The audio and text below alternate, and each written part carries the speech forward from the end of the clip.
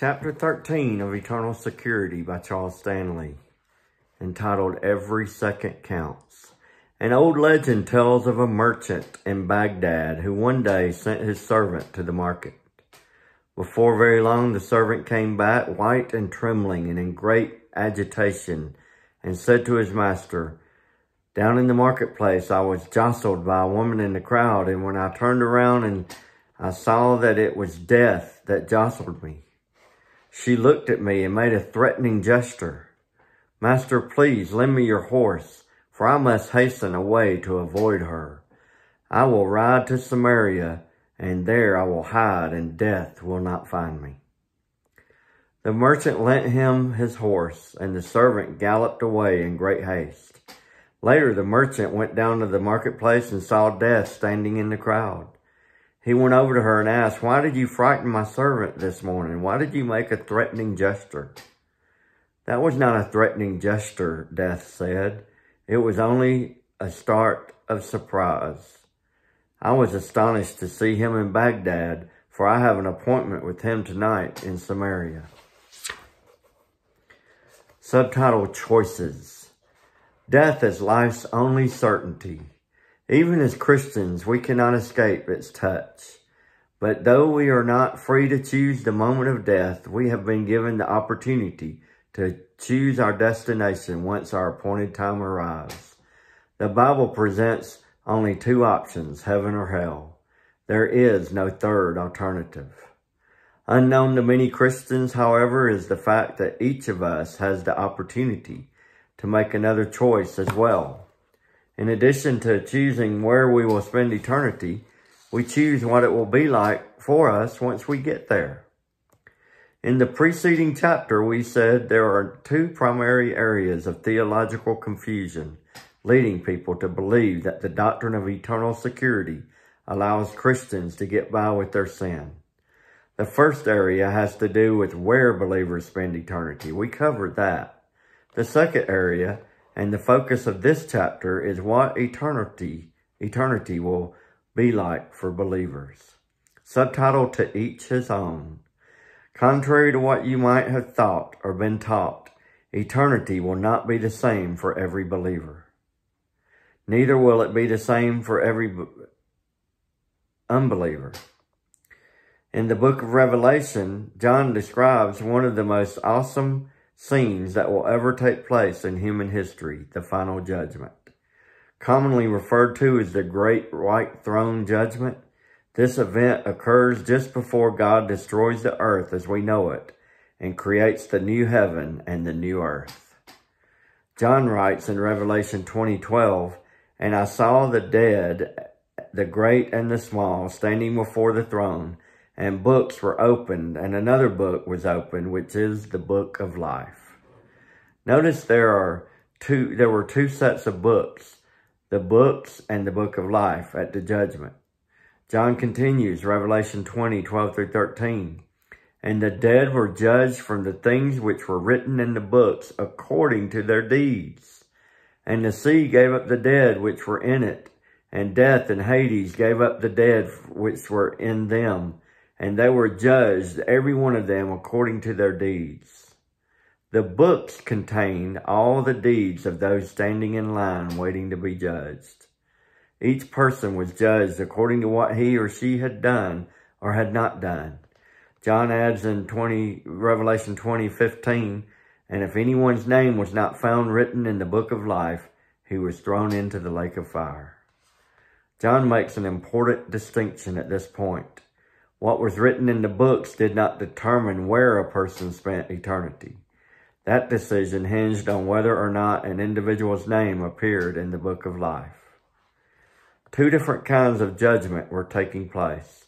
One determined whether or not an individual was cast into the lake of fire. What the other judgment determined is not clear from this passage. What is clear, however, is that the determining factor was that what a person had done in life. Everyone was judged according to his or her works. Subtitled The Book of Remembrance. That brings us to a sobering thought. Somebody is watching and taking notes. Clearly, our deeds count for something. Otherwise, why would God bother to write them down? The prophet Malachi took comfort in the fact that God was watching. He lived in a time when the wicked were prospering and the righteous were suffering. Malachi was beginning to think that his righteous life was in vain, but God showed him differently. In Malachi chapter 3, verses 16 and 18, then those who feared the Lord spoke to one another, and the Lord gave attention and heard it, and a book of remembrance was written before him for those who fear the Lord and who esteem his name. So you will again distinguish between the righteous and the wicked, between one who serves God and one who does not serve him. God compiled a record of those Jews who were remaining faithful and those who were falling away. But why? What difference would it make in the long term? Subtitle, A Day in Court. The Apostle Paul paid close attention to his conduct. He bent over backward to remain beyond reproach in the sight of both man and God. Why? Because he was so grateful for what Christ had done for him. Certainly that was part of the reason, but that was not his total motivation. He too believed that God was taking notes and that those notes would count for eternity. He writes in 2 Corinthians 5:9, therefore also we have as our ambition, whether at home or absent, to be pleasing to him. This is a noble ambition, but what motivated it? 2 Corinthians 5:10, for because we must all appear before the judgment seat of Christ, that each one may be recompensed for his deeds in the body, according to what he has done, whether good or bad. Paul speaks here of a different judgment from the one described in Revelation 20.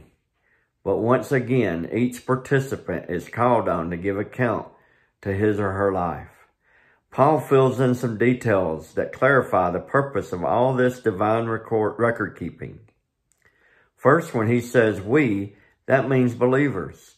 Secondly, he specifically states that this judgment is based on the deeds in the body, that is, what was done on earth. Third, this judgment takes into consideration both the good and the bad. This third point comes as a shock to many Christians who ask, if we are forgiven, how can God take into consideration our bad deeds? A careful distinction must be made, and Zane Hodges explains it this way. He said, it is sometimes argued that the believer's sins cannot come under consideration at Christ's judgment seat, since they are all forgiven. But this confuses the two kinds of judgment. The Christian's eternal destiny is not at issue in the judgment of believers. Hence, sin as a barrier to his entrance into eternal fellowship with God is not at issue either. But it must be kept in mind that to review and assess a life, the judge must consider the life in its entirety. And that obviously includes the bad with the good. And last, Paul says we will all be recompensed for these deeds. Subtitle, Recompensed. Paul uses the term translated recompensed in two other instances. In both, it refers to a slave's response to his master.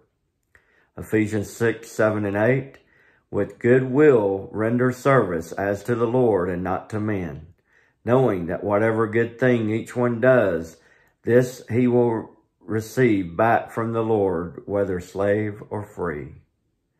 And then also in Colossians 3:25, for he who does wrong will receive the consequences of the wrong which he has done, and that without partiality.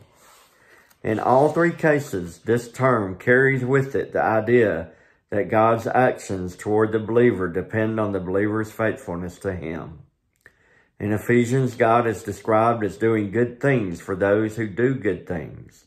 In Colossians, Paul promises that God will punish in some way Christians who do wrong. Paul's use of this term in 2 Corinthians 5 seems to imply both ideas. God will respond to both the good and the bad, And in this particular passage, the timing is clear. This reference is not to the normal consequences of sin in this life. Paul is referring to a future judgment, a judgment in which we all have done in which all we have done will be examined. Jesus' words echo this idea in Revelation 22:12. Behold, I am coming quickly, and my reward is with me, to render to every man according to what he has done. The word translated render also appears in Revelation 18. So Jesus is saying that every man will be paid back for what he has done. The last subtitle is Where Justice Meets Grace. Does our behavior matter once we are assured of our salvation? You bet it does. Are there any eternal consequences when a believer sins? Absolutely. Will eternity be the same for those who follow Christ faithfully and those who live for themselves? Not a chance. Our God is a God of justice as well as grace. His offer of grace is continually extended to even the most vile sinner. But his justice moves him to keep a careful record of those who remain faithful and those who do not. His grace moved him to sacrifice his only Son to provide a way for our salvation. But his justice causes him to take special note of those believers who are willing to sacrifice for his Son. Keep in mind, we are not talking about heaven and hell. That is a different issue altogether. Our works have nothing to do with where we will spend eternity, but they have a lot to do with what we can expect once we get there. Think about it. How would you feel if you received the same eternal reward as a Christian who left everything to serve God in a foreign field and who eventually gave his life to reach a people group for Christ? Next week, chapter 14, entitled Gold, Silver, and Precious Stones.